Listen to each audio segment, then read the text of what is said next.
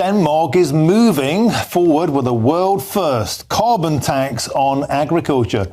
I'm joined now by the agricultural policy analyst for the Consumer Choice Centre, Bill Wirtz. Bill, welcome to the show. A meat tax sounds like yet another sinister nudge to make us all vegans. And what about the impact on the farming industry in Denmark? Oh, it's definitely going to be a big one. I mean, the Danish government just did this because they did poorly in the European elections. The Green Party did pretty well. So now they decided to make meat more expensive for everyone and make life harder for farmers. So this is one of those measures that sounds better in theory than it will be in practice, because just because you implemented a tax doesn't mean beef consumption will go down. And the most interesting example here is that in 2012, Denmark implemented a tax on saturated fat consumption, back when that was the big enemy.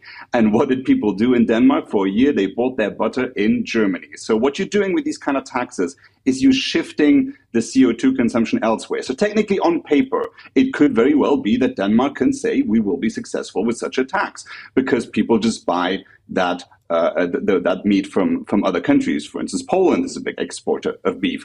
So it's one of those measures that on paper you can look green, but that doesn't mean in practice you did anything except fill the coffers of the treasury for half a year, and then the other half a year you say, oh well, look at all green policies, they were effective. Now, Bill, the question is, are the Danish farmers going to take this lying down? We saw in France, the farmers were revolting, spraying silage at town halls. We saw in Brussels, setting fire to tyres. Precisely these kind of initiatives cause a massive backlash across the EU. What do you think is going to happen in Denmark?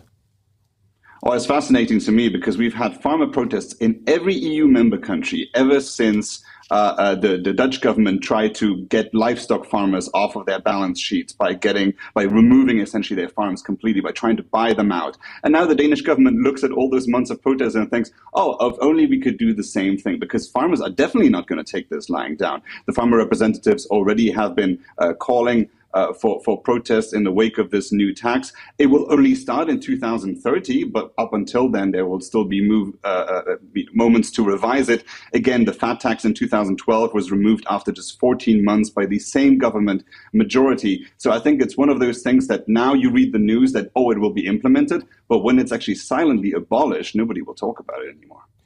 And Bill, anybody with half a brain knows that simply what happens is local farmers get forced out of business or prices go up for consumers. And as a consequence, they simply import beef from Brazil, from Argentina, from countries that don't have any of these policies in place. Presumably, does that mean that these Greens in Denmark, they have less than half a brain?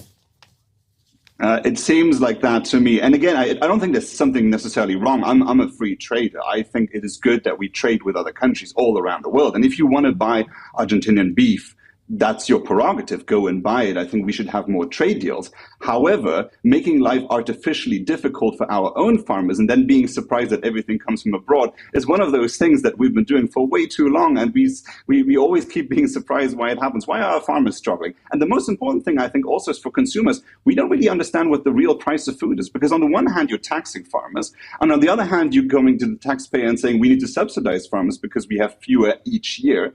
So what is the real price of food? It's really hard to understand it. We need a better system. We need to stop blaming agriculture for all the green woes that we think we have. I think we all want to protect the environment, but we need to do it in a way that protects the people that make our food. This seems so self-evident to me. And if anything, the European election results should have been an indicator that we need to break with those green policies that we had for the last 5 years.